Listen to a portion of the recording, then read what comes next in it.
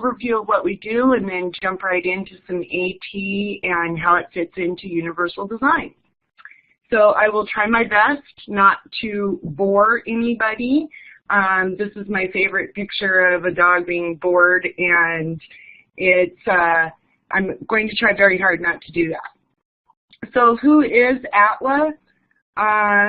Our mission statement's really short and sweet and easy. It's to enhance the quality of life for Alaskans through assistive technology.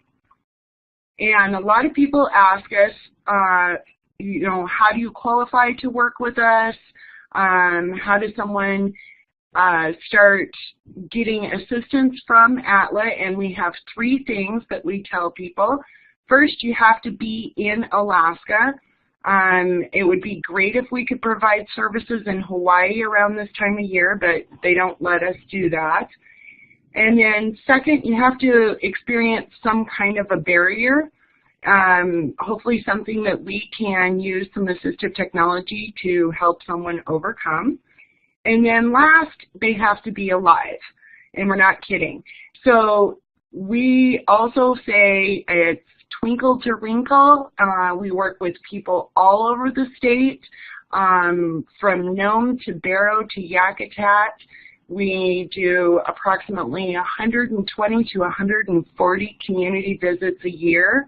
And so we work with infant learning, early childhood, a lot of school districts and students. We work with post-secondary, and a lot of our clients that come to us come through the Division of Voc Rehab, and then we go on into assisted living and senior homes. So just about anybody. We're available, as I said, throughout Alaska, but our main office, our headquarters, is here in Anchorage, and we are off Arctic Boulevard next to Disability Law Center, where the Arctic Gymnastics is at. And so we are open Monday through Thursday, 9 to 5, and we're open to the public. People can come in, look at things, try out devices, anything like that. So we provide, we're federally and state funded, and then we also have quite a few capital appropriations that we work with. We have to provide demonstrations around the state and to the public. I got a question from Jessica, and I'll answer it real quick. Yes. She asked, you're located by Arctic Gymnastics? Yes, it's, we are across the street from the Mattress Ranch. And so we have to provide demonstrations. That's throughout the state, but as I said, we have 2 demonstration rooms here at ATLA that people can come in and try devices out. Then we also provide short-term equipment loans, so people can call us and say, I'm working with this student in Kodiak that has autism, and we really want to try out Prolo to Go or Avaz. We don't know which one. Can you send us an iPad to try out for a month and fill it full of iPad apps that would work good for someone that has autism? And so we actually have purchased and owned a little over 8,000 apps right now. So it's pretty hard to find one that we don't already have and that my specialists aren't trying out. And so we will fill an iPad out, fill it full of apps, send it out to the teacher, and they can spend a month playing with it and trying different things out before they actually suggest what kind of an app or if an iPad's even appropriate. We have about 300 to 400 items that go out on short-term loan regularly.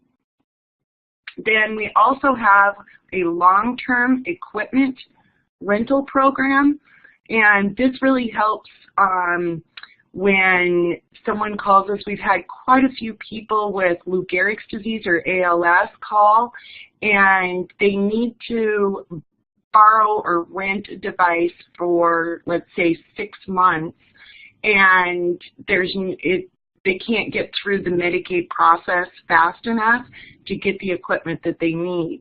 And so we have about $120,000 worth of equipment that we will rent to them. The rental fee is very, very low. It's about 1% of the replacement value. So it could be a $12,000 item that we would be able to rent to them for $120 for that whole 6 months.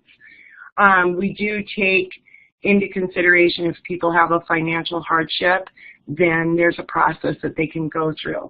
So there's everything from mounting systems, computers, iPads, augmentative communication devices, you name it. There's a wide range of items. There's even some gun mounts that we have guys that rent during hunting season that they're quadriplegic in a wheelchair and they need a mount.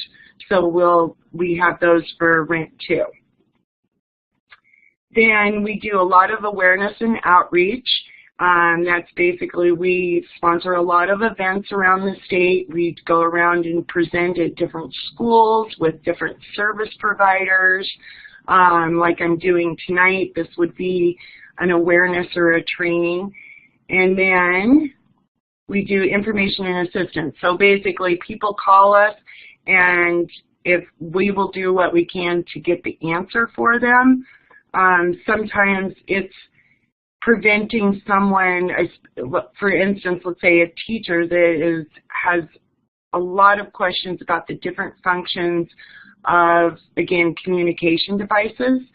We have access to that information, so we can help them get the answer much quicker than them spending hours and hours researching it. And then the last thing is we do provide fee-for-service, so we do those individualized assessments and the training on assistive technology. So through school districts will contract with us to do their assistive technology evaluations and then to follow up and do the training for the IEP teams. We do quite a bit of assessments and training for individuals that work with the Division of Voc Rehab too. So what is accessible or assistive technology? I've stopped using the word assistive all the time because so many people don't know what that means. So I call it accessible tools or accessible technology. So it's a generic term for devices and modifications that help overcome or remove a disability. They're devices, software, or services for people with disabilities that promote a greater independence, and they provide enhancements to or changed methods of interacting with the technology needed to accomplish tasks. So I get asked a lot of times, when does a piece of technology become assistive technology? And the simple answer is if it's overcoming a barrier for anyone, then it's assistive technology. So the main thing we try to do is we try to put the right tool so that it can help people get back in the driver's seat and become successful and independent again. So I'm going to talk about a few low-tech solutions. I know a lot of you have had some experience with assistive technology, but some of these are kind of creative ideas that we've come up with. So for communication, when we're talking to people about students or anyone that needs a communication device, we really try to promote that just because they have maybe a high-tech solution, such as an iPad, they need to always have low-tech solutions when the iPad's dead, or they need to go out in the community and it's not appropriate for them to bring their iPad. It's always a good idea to have another low-tech way for them to still be able to communicate. So a real simple way is, if they are a reader, just typing out some of the common things that they need to say, and putting them in little sleeves like you would put your fishing license in, and then putting it on a D-ring binder, or printing them out and making it so people can carry them in a 3-ring binder. Another idea is iPad mounts can be kind of expensive sometimes, and so real simple is to just use a cutting board as a holder. It sits up there really nice, or to use these little stick-on grabbers that you can put on the wall or on a desk or anything to keep it in place. And then we use quite a bit of PVC pipe, and we've actually went through several classes on how to cut PVC pipe and make different mounting systems. It's a great tool. My husband absolutely hates to walk through Home Depot with me because I'm constantly going, ooh, I could use that for assistive technology, or I could make something out of this. We love getting the chance to make our own AT. Then another one, I found this one on Pinterest, and I thought, what a great idea. I can't find any tape decks anymore, but if you have any laying around, you can just flip them over and they make a perfect holder for your iPhone. And then cords, we always joke about it. If somebody doesn't come out of their office in a while, we might be covered in cords. They're everywhere, all over the place. So just using paper towel rolls or toilet paper rolls and putting them inside of a shoebox, and that's a great place to hold all of those cords. And then this is another one. That's the spring from the inside of a pen. So if anyone has iPhones or iPads, you know that eventually the cords will fray out and break. If you put the spring around the cord towards the base, then they don't fray out and they last longer. And another one, bread, the little plastic bread things, writing those to mark your different power cords, and then using binder clips. And then there's some more cute ones for cord management. That's a lot of times a big thing that we end up doing is going in and seeing a workstation or a desk where a student's supposed to be working, and it's so cluttered with cords and different things that it's hard for them to focus, and they spend more time trying to plug everything in than actually being able to sit there and work.